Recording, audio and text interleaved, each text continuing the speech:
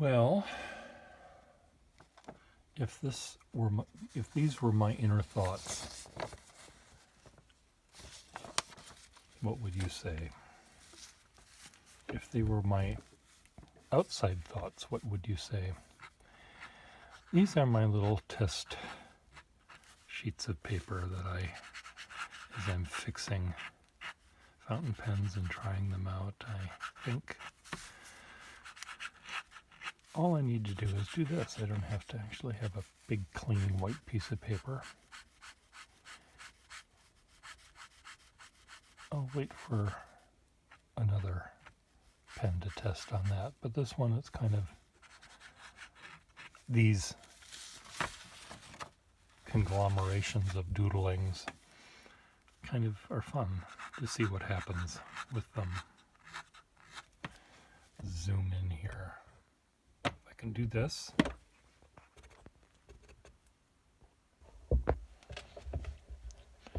This, I don't know if this Waterman Commando was supposed to be sold or was in my quote collection and I dumped it in the wrong box, but it's in my collection now because I'm my best customer. I should get an award. The best customer award. Someone was explaining how Donald Trump would be able to put his name on the best golf score in on his resorts was when he would open the resort, he'd be the first one to play. So even if he played poorly, he did get the best score. There was no score that was better.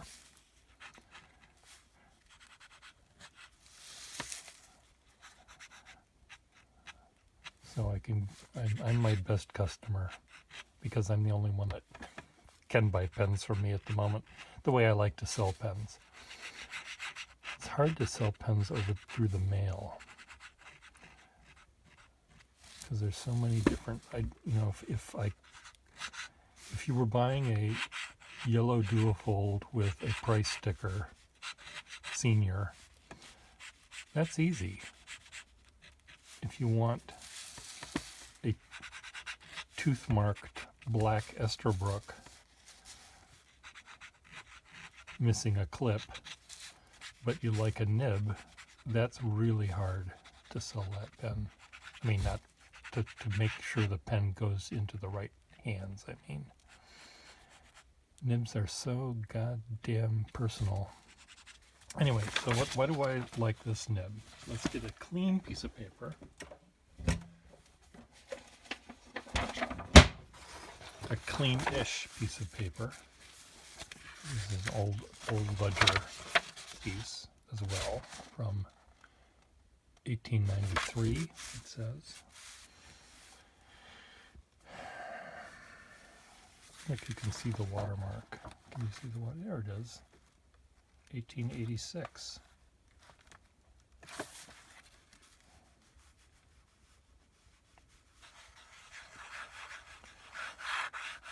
Or when I read it upside down, it's from the future. It's 9,881 AD, presumably.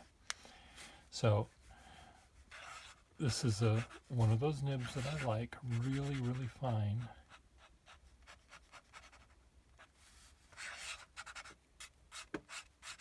What's not to like about that nib? But it can get that flexible.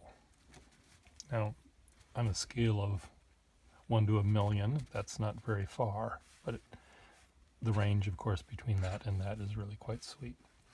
Anyway, this pen is really sort of tight. Doesn't want to... It complains a little bit about getting wide, but I like it for this kind of lettering. And sometimes I find old ledger books that have a very hard, I'm trying to imitate it here as I'm writing, talking. It sort of has a loud beginning of the downstroke and then gets tapered off, where normally, you know, you sort of grow into the shaded letter. This one sort of starts with this, it's like staccato, is that playing the staccato, stiletto. I like the stiletto heel sound to it, but it's really a fun pen to do this kind of lettering with. It's really kind of a neat sound it makes too. You know, this jaggedy up.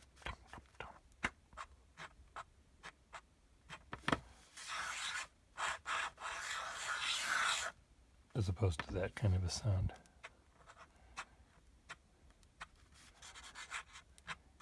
So, anyway, this Waterman is really cool. On eBay, I recently got this pen, which has a nib that has maybe one molecule of iridium. Atom. One atom. I'm trying to find the lever. It's a piston filled pen, and it maybe has one atom of iridium that is on the nib, and it's shared by both tines. So the electrons are zooming along like this, and so there's never really a point where you don't have iridium happening on both times. They go so fast that they're there all the time. And it almost feels like this pen is scratchy. And it doesn't like lots of papers, but it likes this piece of paper. And I can't wait to have my friend fix this pen for me. He knows how to fix these piston fill. Yeah, I know I can yank out the nib and put it in a pen that I already have. I might do that. My friend does a very good job of repairing these pens, but because these pens are not fixable by me, I prefer a pen that I can fix, as much as I enjoy giving him the business and the fact that he actually does it for free for me. He was essentially one of my very first customers, he and his wife, who both collect pens. They were customers of the Good Service Pen Company before I bought it.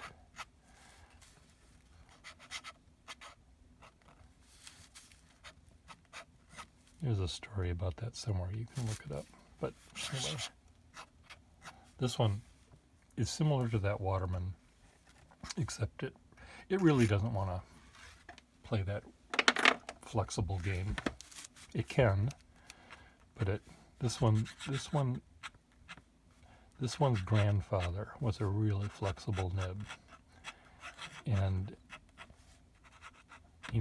he sees pictures of Grandpa in his fedora,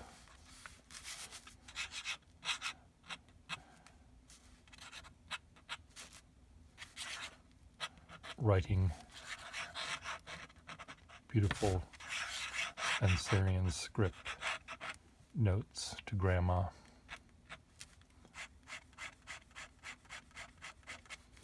Have you seen my teeth anywhere? I guess when he was young he had his teeth.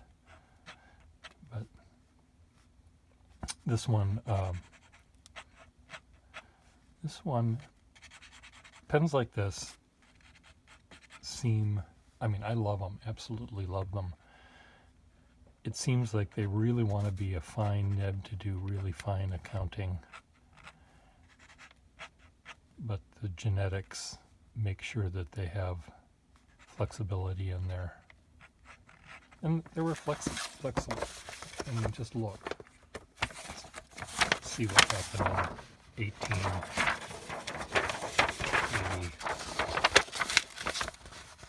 See? That's not kitty, I know. Look at that O in order. See? Shaded. But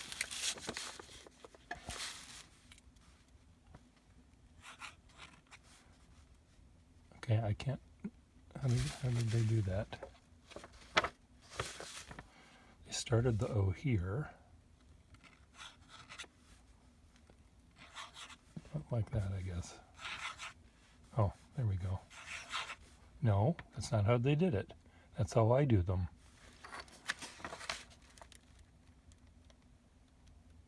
Actually, no. I don't know. It's hard to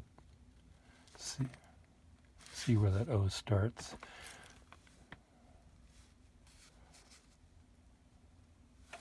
It starts up further up. Anyway, there is slight flexibility here that you see occasionally. That's another thing that's really fun about these old ledger books is you see normal people's handwriting. Yes, they learned from the Palmer method or whatever it might have been, but you see normal things. And there was a ledger book that I have that had really nice C's. I hate making C's. C's, you know, it's like a pubic hair run amok. I once described that to a group of people, my neighbors, who were learning how to do perspective, calligraphy, penmanship. They were learning how to do penmanship. And we were doing E's, I think, and C's. And I said, God, I just hate E's and C's, because it's like a pubic hair run amok. And this very elegant French woman was shocked that I used that term, not because I used the word pubic hair, but that she said, evidently my pubic hair does not run amok. Anyway, a circle, I mean, a curve that continually just does that is kind of boring for a pen to write. Anyway, this ledger book I found had a C that was really, really cool. And it started down here, way down here, and it went up and down and over. And that gave me enough runway to make this line. If I start here to make this line, it never works. I don't get enough speed to make that shadow, that shaded line. And if I start earlier, then it runs amok. But if I start way down here, that is, now if I could just learn to start this from here, see, I need a lot of room. I learned how to make an E a nice way too, rather than starting here and doing the running amokness. I start over here, and the E's going to end up over here somewhere. But I start way over here, and I do. Yeah, I lead into it, and think about playing golf or bowling or something like that. There's a lot of taxiing you need to do in order, not taxiing, that's not the right word, but you need to have a lot of, what do they call it in golf? Foreplay? No. Well, let's call it foreplay. You need foreplay to make for me to make a nice line. You have to the line is going to be doing this, let's say. But if you start over here, you sort of get your hand moving, for one thing. Yeah, I know you get a bunch of these stray bits and pieces of stuff flying around, but deal with it.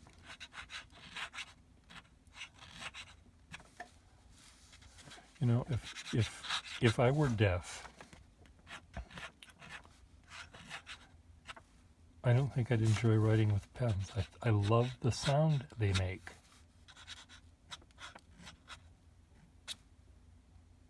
They're just so amazing.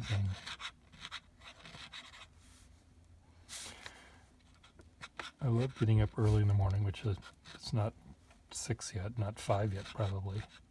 Is it? I don't even know. I think my digital clock in my bedroom, I can never figure out how to make it work, reset it. So it got reset to 12 o'clock when I didn't pay my electric bill or something. And when I plugged it back in, it's 12 o'clock, and it may not have been 12 o'clock at the time. And its control buttons are very complicated. It's an interesting light. It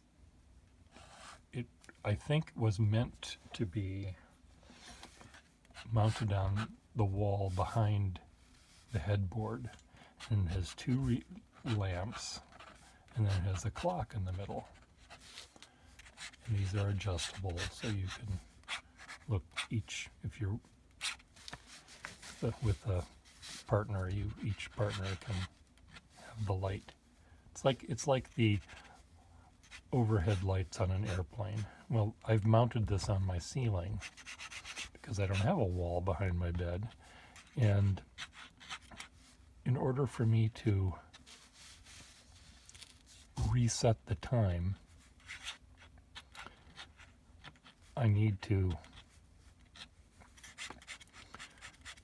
move a light, put it on the bed, and aim it up so I can see the little buttons that have little tiny lettering in white, saying hour, min, alarm, set, and you have to sometimes press more than one button at one time to reset the clock. So I've just learned that if my clock above my bed says 12 o'clock,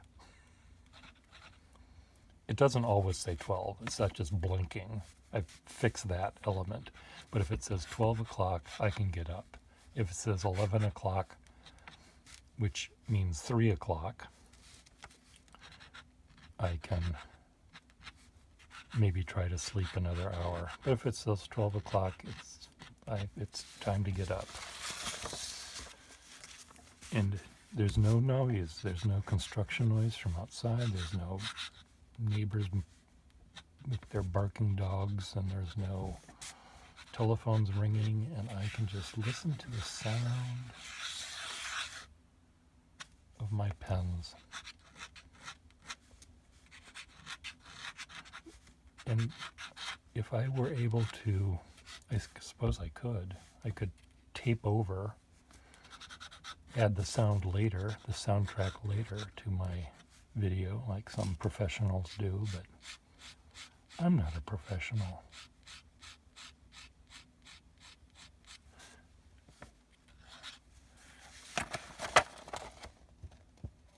Okay, what am I doing here? There, look at that.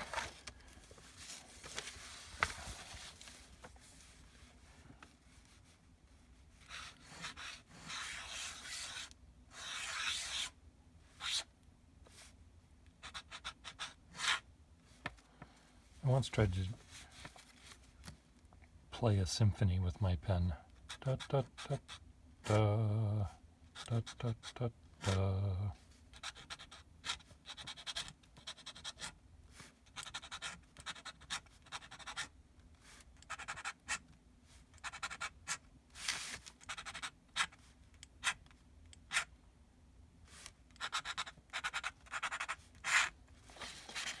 Da da da da.